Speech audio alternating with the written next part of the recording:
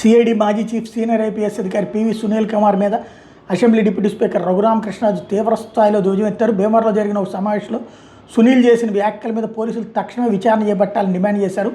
తానే స్వయంగా 4000 SC ST కేసుల మీద ఛార్జ్షీట్ వేయించారని సునీల్ కుమార్ మాట్లాడడం మీద రఘురామ తీవ్ర అభ్యంతరం వ్యక్తం చేశారు.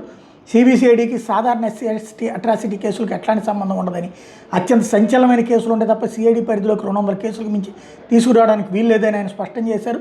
అలాంటిది 4000 కేసుల్లో ఛార్జ్షీట్ వేయించానని సునీల్ కుమార్ బరి తెగించి మాట్లాడడం చూస్తుంటే గతంలో జరిగిన తన కస్టోడియల్ టార్చర్ కేసులో ఆయన పాత్ర ఉందనే విషయం క్లియర్గా అర్థమవుతుందని విమర్శించారు. అసలు ఛార్జ్షీట్లు వేయించడంలో ఆయనకున్న సంబంధం ఏంటో పోలీసులు తేల్చాలన్నారు. అలాగే ఆ సమావేశంలో ఢిల్లీ నుంచి వచ్చిన జాన్ మార్క్ అనే వ్యక్తి వాళ్ళని వేసేయాలి అంటూ హింసను ప్రేరేపించేలా పిచ్చి పిచ్చిగా మాట్లాడారని ధ్వజమెత్తారు.